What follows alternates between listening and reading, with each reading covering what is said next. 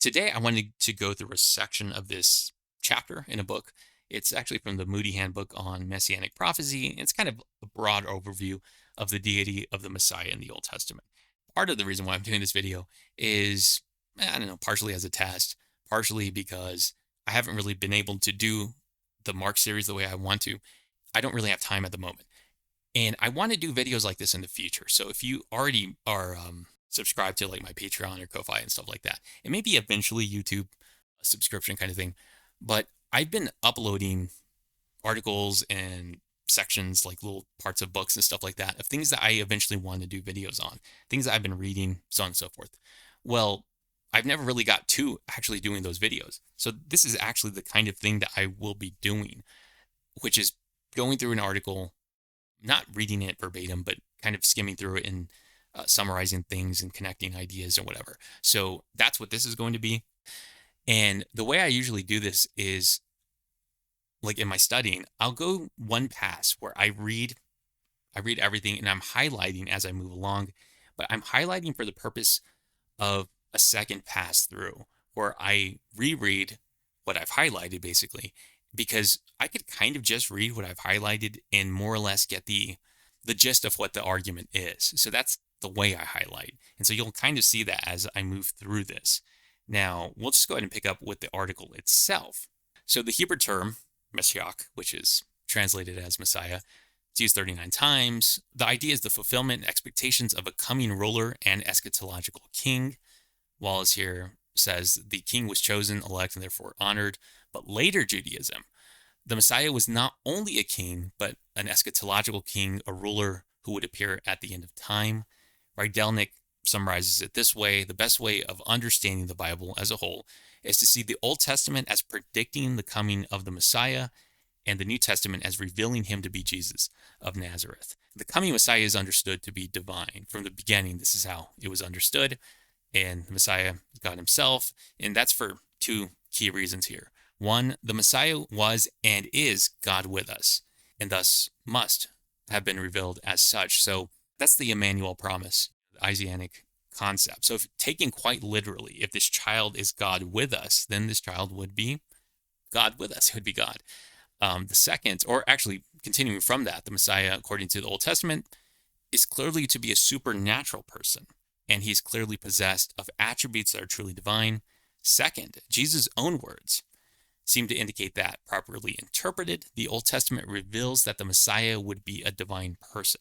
So if Jesus is the Messiah, the way he talks about Messiah, the way he talks about himself is divine. So it's like, if Jesus is the Messiah and if Jesus is divine, we should find constant ideas in the Old Testament. That's what they're going to be going through.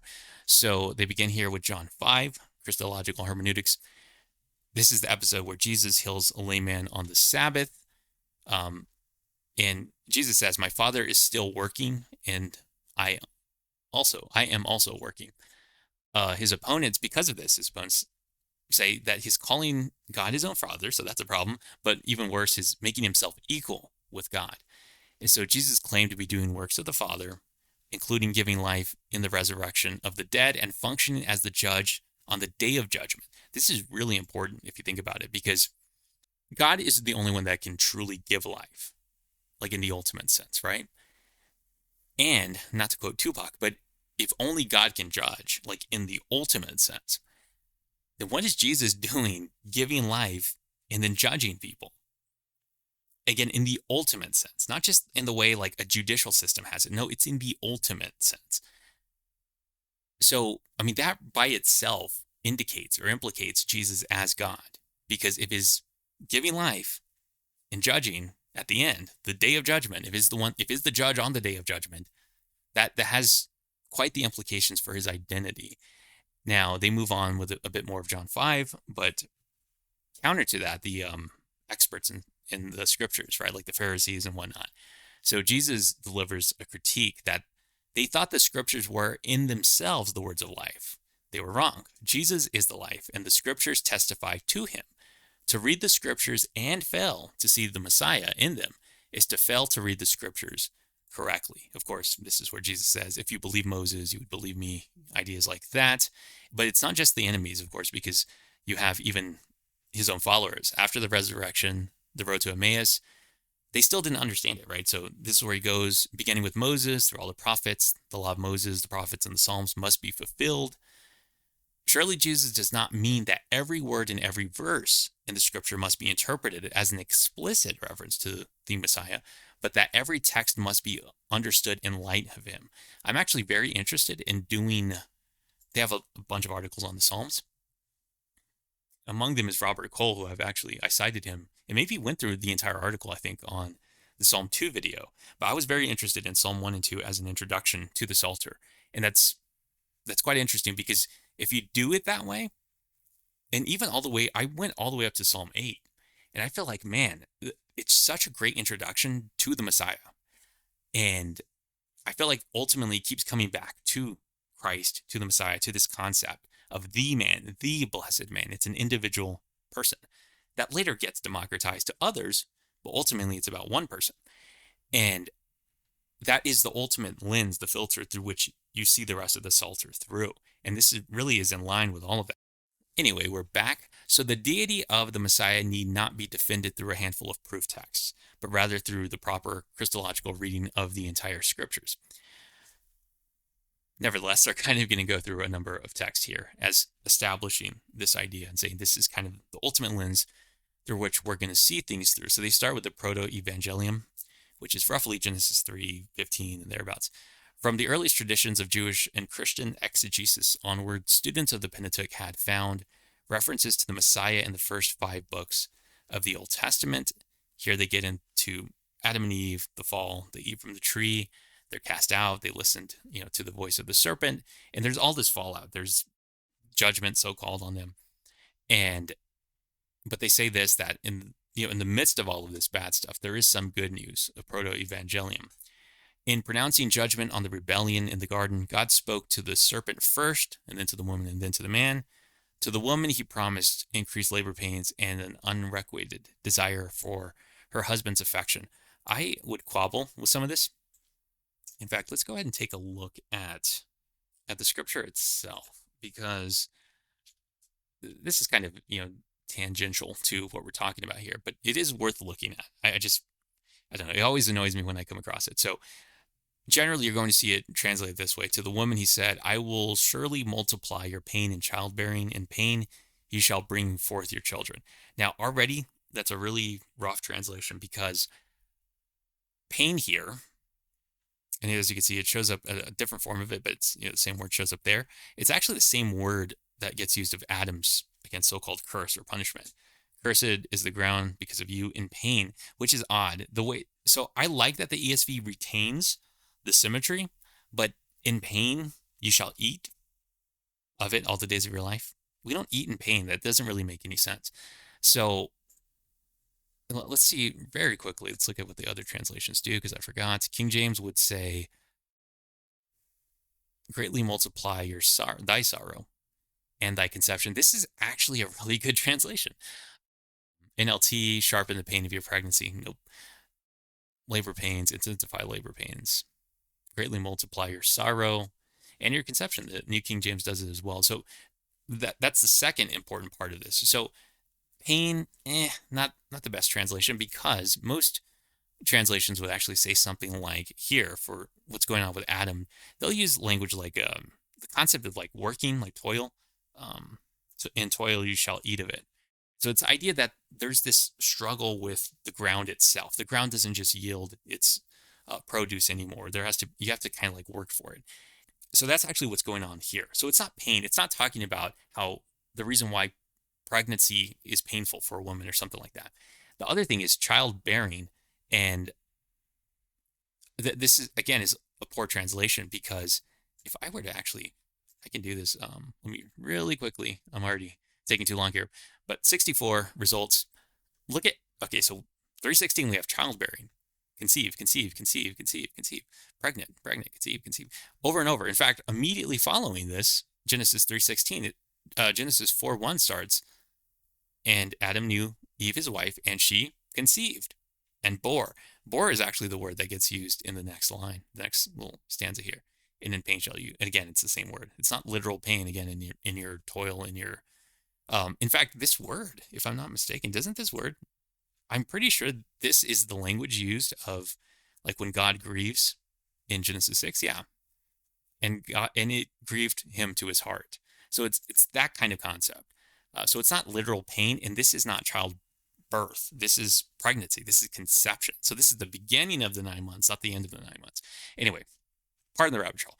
The point is, especially as it relates to this, though, because I do think that there is something overall messianic potentially in all this, including even this. So it says, your desire shall be for or toward or against. There's a number of ways you can translate this. That's why there's so much controversy. But your husband, and the term there is ish, which is man, or it literally means man, like male, which is why it gets translated as husband. Now it could be, let's see, because the term does show up in Genesis 3, and the reference here is to the man in the sense of Adam. But, and then it says, he shall rule over you. Here's the thing, though. The antecedent to this is, again, husband isn't, it says man. Okay, so let's put that in there. So there's going to be this like, almost like chaotic state in which the seed, which is being promised, is going to be brought forth through. Your desire shall be for your man, or for this man, and he shall rule over you. They assume that this goes back to the man, that is to her husband. But you could easily understand the nearest antecedent to be the child that was just promised here in 15, meaning this could be understood as her looking forward to the birth of the Messiah, which would also dovetail quite nicely with here in 4, where she says the line, I've gotten a man with the help of the Lord. Of course, the help of is not in the Hebrew. And so if you know, you know. That what she literally says is something to the effect of, I've acquired. It's kind of a pun on Cain's name. I've gotten a man, the Lord. And is man? Yeah, man is Ish. And so one interpretation of that is she understood Cain to be this Genesis 3:15 person, which I would argue potentially is what her desire is for. Her desire is for this man, this eschatological man, the Lord himself, to rule over them. So that is already not, it's all of the things that we're talking about here, a divine Messiah, all of that stuff. And so I actually think that in going in that rabbit trail, there's actually, I think, a reward in all that, because it is possible that Genesis 3:15 and then 16 as well. 16 is picking up on that messianic concept of there is going to be this child, his heel is struck, but he's going to crush the head of the serpent, all that stuff. And as it pivots into verse 16, her desire is for this. She wants this delivering Messiah figure. But anyway, back to all of this. They go through the rest of the so-called curses. I don't like to call them curses, just because there is a sense in which it's like it's a lament. It's like, this is the new normal now. It's because of what you did. It's it's like the parent, this is going to hurt me more than it's going to hurt you. In the sense, it is true, where it grieves God that this is the condition that we put ourselves in through idolatry and whatnot. But further down, of course, this goes all the way back. The early church went in this direction. So Irenaeus wrote this, for this end did he put enmity between the serpent and the woman and her seed, they keeping it up mutually. He, the sole of whose foot should be bitten, having power also to tread upon the enemy's head, but the other biting, killing, and impeding the steps of the man, until the seed did come appointed to tread down his head, which was born of Mary. By the way, we're going to hit this point again, having the power also to tread upon the enemy's head. This, if you follow along in the Mark series or any of the other Divine Warrior stuff, again, this is Divine Warrior imagery, the trampling motif, in the trampling of specifically a dragon. And here we have the trampling of a serpent. And who is doing that trampling? The Messiah. Of course, who's doing the trampling in the ancient Near East? The warrior king God, the God of gods, the King of kings. But moving on, Rydelnik, let's see. I like this one. He has a nice little summary here of kind of this idea of the seed, right? So he says, not only the structure, but the skeleton of the Pentateuchal story follows a particular individual. This is evident in tracing the family line or the seed in the Torah.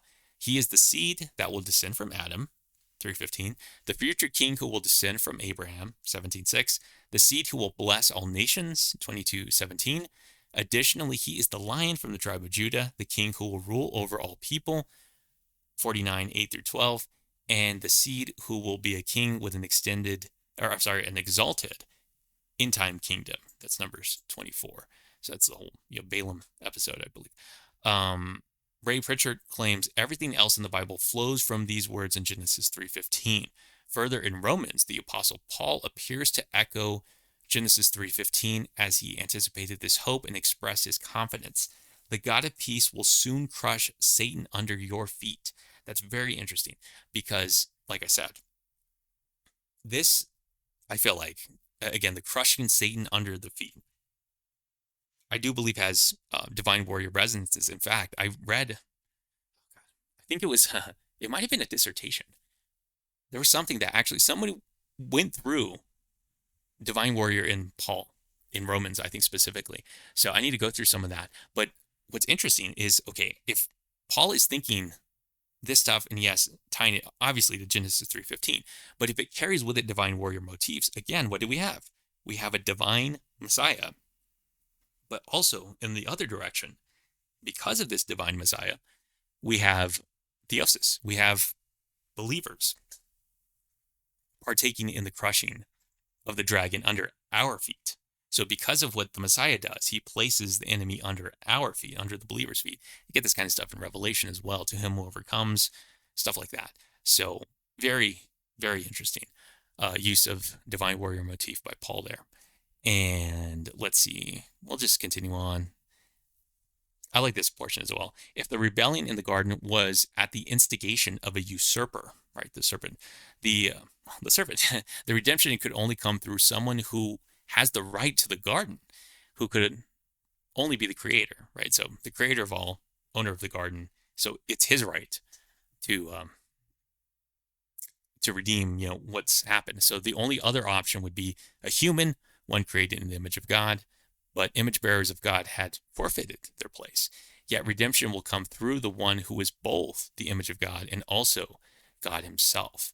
This is very interesting because this reminds me so much of what you saw in fact, they talk about the parallel somewhere in this article, although they don't talk about the one in Chronicles. They talk about Samuel. But in Chronicles, 1 Chronicles 17, you have that's when you have where David wants to build the temple. God says you can't because you're a man of blood, right? Or through Nathan the prophet, he tells him you can't do it. You're a man of you have blood on your hands, basically. And so he says your son will do it. But that's when he gives, you get this kind of like dual promise of two houses, where you have the house of David and the house of God. The house of God being the temple.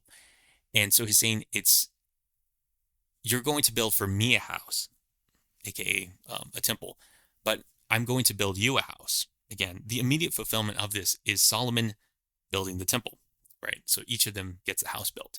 Of course, both of those things fail pretty spectacularly, but there is like this eternal covenant kind of idea being made in it, an ultimate sense in which eventually, when you die and go sleep with your father, I talked about this in the Chronicles video, there is a sense in which this looks forward to both houses being unified in one figure, which is the Messiah in Christ, because he is the house of David, right? And he, of course, is the house of God. He is the heavenly tabernacle, word made flesh kind of idea. So there's just so much of that stuff that it only works with a divine Messiah that brings all of these threads together. Now from here, he's going to pivot into the angel of the Lord. If you're familiar with two powers in heaven stuff, this is well-tread territory. So he's going, he points out here, the incarnation of the second person of the Trinity was not the first time that God came into the world he created. And he points out, he walks in Eden with Enoch, with Noah, so on and so forth. The first appearance of the angel is in Genesis 16, at least as the figure of the angel of the Lord. Sarai at this point offered Hagar to Abraham, or Abram again at this point. Hagar becomes pregnant. Of course, there's conflict between the two wives. The pregnant Hagar flees. And then the angel of the Lord found the pregnant Hagar by a spring of water in the wilderness. And they actually compare it here to John 4, the Samaritan woman, which is interesting because I never looked at that particular connection. I always saw it as the rest of the patriarchs. They often meet their wives at wells. And so you kind of have this reversal in that particular story, especially because she's not a particularly, um, I don't know, she's not the most innocent woman, let's just put it that way. And so there is of course, there's a redemptive element to what happens there. So it's very interesting because it's a complete reversal. Because you're prepped to think of meeting a woman at a well as kind of like this, um, I don't know, it's like Shakespeare, woman on a balcony kind of thing. It's like it evokes these certain ideas, and you get a complete reversal of it. But anyway, back to this. Um, in this particular narrative, with Hagar, the wilderness, whatever, she calls so she called the Lord who spoke to her the God who sees me. For he said in this place, have I actually seen the one who sees me? She also named the spring the well of the living one who sees me. This shift from the angel of the Lord to Lord indicates that this angel was not merely a divine messenger, but was the Lord himself. So she identifies the angel of the Lord as the Lord. She doesn't continue to qualify it with the angel of. It's just the Lord, right? And we see this elsewhere. So the angel appeared to Hagar and Ishmael. He is identified again as an angel messenger. But the angel declared, I will make him a great nation.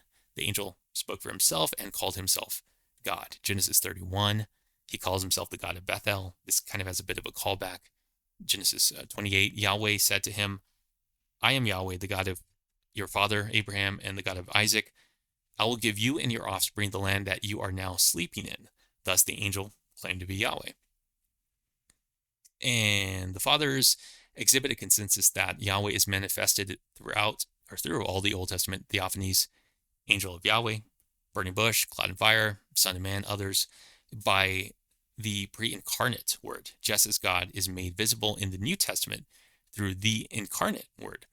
And many more examples could be given to the angel of the Lord concept. Again, two powers in heaven stuff. Justin Martyr similarly points out this stuff. Let's see, neither Abraham nor Isaac nor Jacob nor any other man saw the Father and the ineffable Lord of all, and also of Christ, but saw him who was according to his will, his Son, being God. And the angel because he ministered to his will, whom also it pleased him to be born man by the Virgin. So again, very, very tight connection there. And there is something going on outside, so I have to pause real quick. I have no idea what's going on outside, so we'll just continue. But the angel of the Lord is called Wonderful in Judges 13:18. The same designation the Messiah receives in Isaiah 9:6. There's actually a number of other ones where this wonderful language shows up. In fact, one of them is in Job 9:8 and following. In fact, do we want to do this? Let's go ahead and do this. So in Job, this is where the walking on water, I believe, is a reference, among other texts. This is a reference to it. So he trampled the waves of the sea.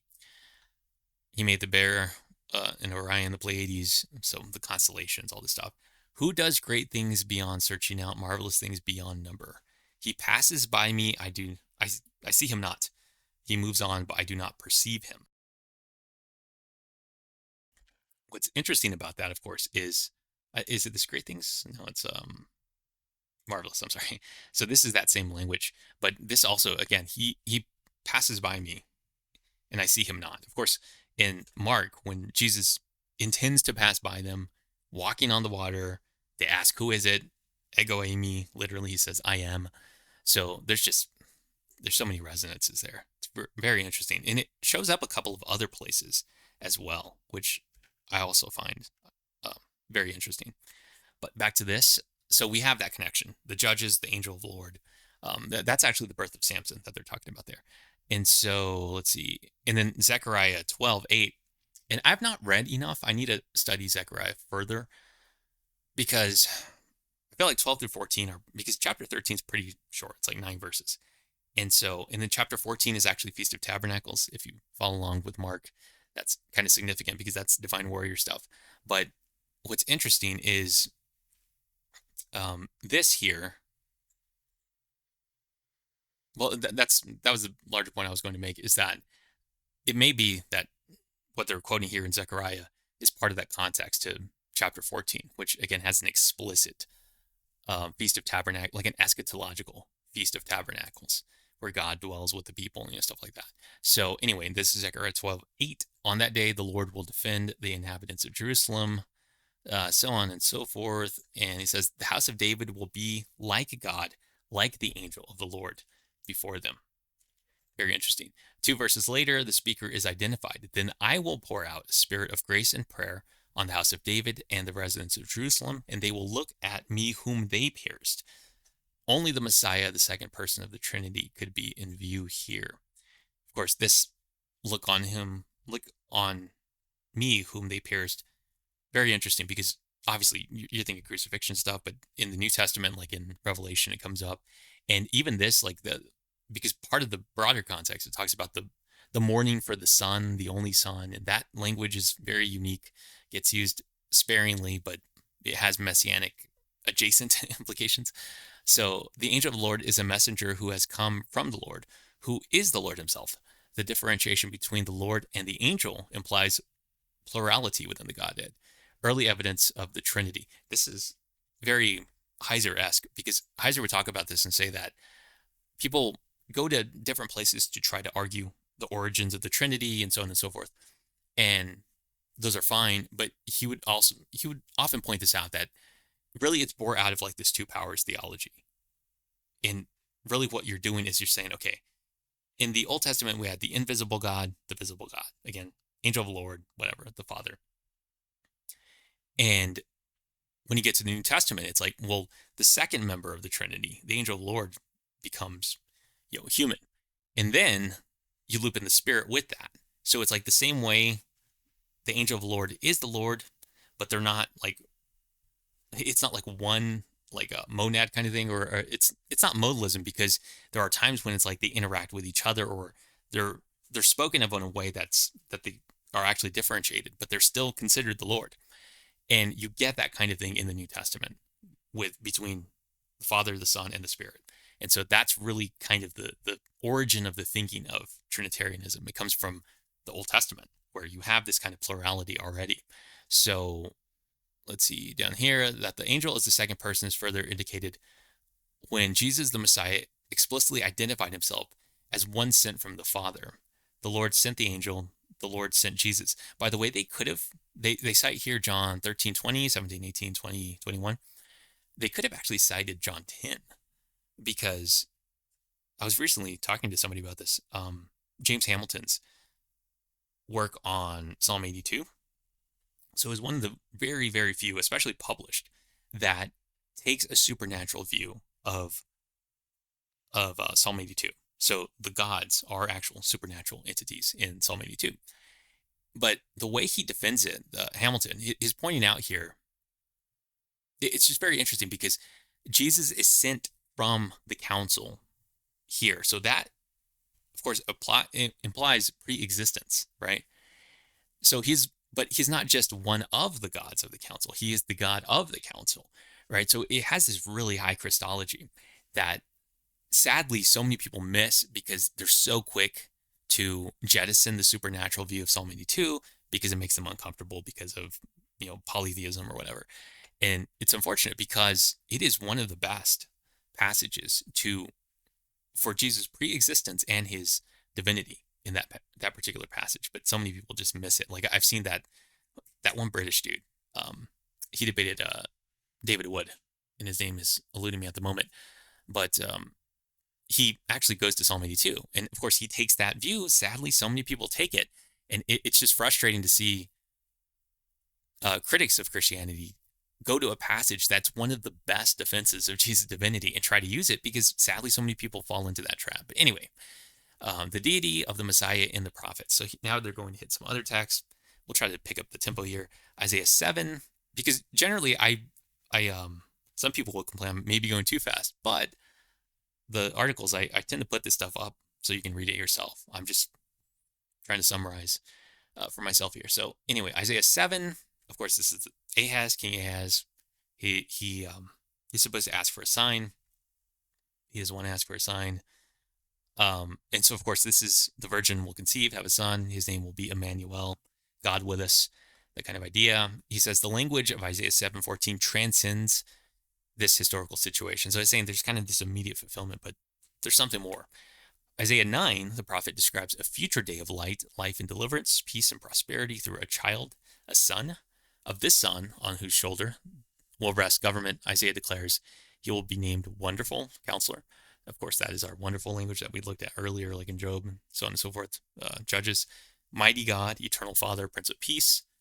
His kingdom will never end, and he will reign on the throne of David. Excuse me, I didn't want to burp in the microphone.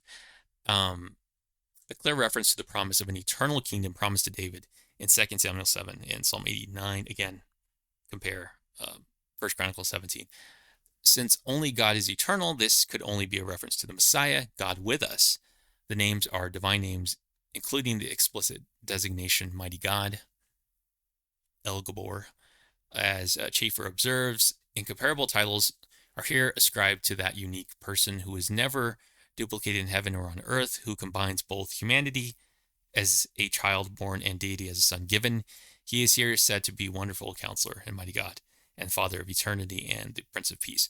I know that there are Jewish counter arguments, like modern Jewish counter arguments to this. The thing is, this particular book, I haven't looked, but this particular book has chapters on like each of these texts that it's like citing. So I'm curious to see what they do. I'm sure they'll address some of those criticisms there. In chapter 44, so later in Isaiah, the Lord, the King of Israel and its Redeemer, the Lord of hosts. Let's see. Let me hit this one. Both the Lord and Israel's promised Redeemer, who is called the Lord of hosts, are identified as God. The Redeemer of Israel is the Messiah. The prophet Isaiah later quoted one sent from the Lord, "Approach me and listen to this. From the beginning I have not spoken in secret. From the time anything existed, I was there. And now the Lord God has sent me and his Spirit." Martin explains that this is probably the Messiah because of his association with the Spirit. And there he compares Isaiah 42:1 and Isaiah 11:1 through 2, because both of these, this one is actually, it gets cited very often in the baptism text in Mark, because there's like this kind of like I'm well pleased, like with you I'm well pleased kind of idea, and then there's a spirit concept, and of course here you have like the sevenfold spirit idea. Anyway, further, only a divine person could have said to have existed before creation. This reminds me of Psalm 110. If you don't take the Masoretic jumbling of the vowels, because if that's, and I think I've done a video on this. I know I've talked about it, but I don't remember which video it was. But I do talk about this somewhere, that it's in the Mark video. The pre-existent son or something like that. I can't remember what I called it, but in the early part of the Mark series, I talk about Psalm 110, and when you compare it to Psalm 2, put the two together, it actually has the same line of "I have begotten you." So it's like, before the morning star, as I think the Greek puts it, I have begotten you. And so that was understood to mean before creation. So the Son here is it's this before creation, it's this eternal beginning, which is, part and parcel of Trinitarian thinking. So that is actually very consonant with the concept itself. Let's see, for the sake of time, I'll just go ahead and, let's see. I'll close out this quote. The prophet Jeremiah refers to the coming Messiah as the branch. In chapter 23, he explains that the Lord promises to raise up a righteous branch of David, and he will reign wisely as king and administer justice and righteousness in the land. This is an obvious reference to the Davidic covenant. As he continues, Jeremiah quotes the Lord as naming this Davidic king Yahweh, our righteousness. The branch is not merely named Yahweh, but he shares the righteousness of Yahweh, an apparent indication of the plurality in the Godhead. Similarly, Jeremiah 33:15 names the coming Davidic king a righteous branch and names Jerusalem Yahweh our righteousness, presumably a metonym for the one who reigns from that city. This, by the way, before I lose the thread, again, they don't well, they'll talk about the Psalms, so maybe I'll pick it up then. So in Micah 5, the prophet promises his audience, identified as daughter who is under attack, that deliverance is coming. This deliverer will be born in Bethlehem, Ephrathah, who are small among the clans of Judah. This one, identified as ruler over Israel for me, is not a mere human ruler. Rather, his origin is from antiquity, from eternity. In short, this ruler is a divine king. Since only God is eternal, only God could come from eternity. Micah's contemporary Hosea prophesied similarly. Hosea's daughter, named by the Lord's command, was assigned to the house of Israel. The Lord said to Hosea, "Name her No Compassion, for I will no longer have compassion on the house of Israel. I will certainly take them away, but I will have compassion on the house of Judah, and will deliver them by the Lord their God. Judah's deliverer will not be a mere human. I will not deliver them by bow or sword or war, or by horses or cavalry. Rather, deliverance will come by the Lord himself. The deliverer, the Messiah, will be Yahweh." Zechariah promises, in which the Lord himself will dwell in the midst of his people in Jerusalem. "Daughter Zion, shout for joy and be glad, for I am coming to dwell among you." This is the Lord's declaration. The promise continues, "Many nations will join themselves to the Lord on that day and become my people. I will dwell among you, and you will know that the Lord of hosts has sent me to you." That's Zechariah 2:11.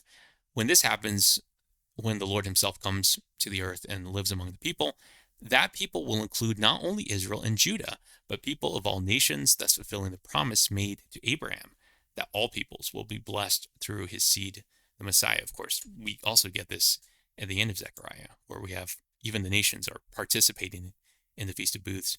And then we have deity of the Messiah in the writings. So like the Psalm. So Psalm 2, the one enthroned in heaven laughs, and the Lord ridicules them. And I have a whole video on Psalm 2, and in fact, they have articles on Psalm 2, so I'm not going to belabor the point here, but there is quite the blurring of this Messiah figure in Psalm 2 and God. It's tough to tell at times who's doing what, and including the very end, that it says a call to worship the Son, a clear declaration of his deity. And so I wonder what they mean exactly by this call to worship, because so you have the kiss the Son language. I don't know if they mean that. I'm trying to think. Let me go to this. I'm not even going to put it up on the screen, so bear with me. Psalm 2. So I guess it's the language of serve the Lord with fear, rejoice with trembling. So I suppose that's what they're referring to. But I would actually have gone in, and they didn't go in that direction. I would have gone in the direction of pointing out the last line: "Blessed are all who take refuge in him," because the him seems to be the Son. So it kind of keeps alternating. So it says, "Serve the Lord with fear and trembling." So you could say, well, that's the Lord. Serve the Lord, not the Son. But kiss the Son, and then blessed are all who take refuge in him. And so it seems like it's talking about the Son there. But you only take refuge in the Psalter 2 under the Lord. So it would seem to, again, fuse the Lord with the Son there. Psalm 45, the sons of Korah explicitly call the Messiah God. Your throne, O God, is forever. The scepter of your kingdom is a scepter for justice. The king reigns over an eternal kingdom, which would require an eternal king. Therefore, God, your God, has anointed you with oil of joy more than your companions. Psalm 45:7, Psalm 110. Also, here we have the divine king reigns with the Lord. David also connects his reign as king with his priesthood in the order of Melchizedek. Again, I want to take these in much more depth, so I'm kind of skimming them. According to Daniel's interpretation, this is Daniel 2, this kingdom will be established by the God of heaven and will never be destroyed, but will itself endure forever. This kingdom is the one promised to David in 2 Samuel 7, also 1 Chronicles 17. In the 7th chapter, of course, we have all the kingdoms, the 4 kingdoms, beasts. The 5th kingdom would follow these 4. And then Daniel sees the throne of God. And then we get this, theophany, one like a son of man coming with clouds of heaven, approach the Ancient of Days. So we have one like a son of man approaching the Ancient of Days. As Raymond explains, the phrase coming with the clouds is employed as descriptive metaphor only of deity, and I would add, only of top deity. This is God of gods language. And so you have the God of gods approaching the Ancient of Days. And of course, this God of gods looks like a human, right? So the Son of Man is the Messiah, the Davidic king, which is made plain when he was given authority to rule and glory and a kingdom, so that those of every people, nation, language should serve him. His dominion is an everlasting dominion that will not pass away, and his kingdom is one that will not be destroyed. Daniel 7:14. Furthermore, the holy ones of the Most High will receive the kingdom and possess it forever, yes, forever and ever. And so, let's see that. Well, let's just read the conclusion here. From the seed of the woman to the eternal kingdom promised to David, to the Son of Man in Daniel's vision, the Hebrew scriptures look forward to the reign of God over the earth through a messianic king. This king will be literally and eternally God with us. When in Jesus, the Word became flesh, these expectations were realized partially. His eternal kingdom is yet in the future, and the fulfillment of so many of those expectations in his first advent establishes the hope of that future fulfillment.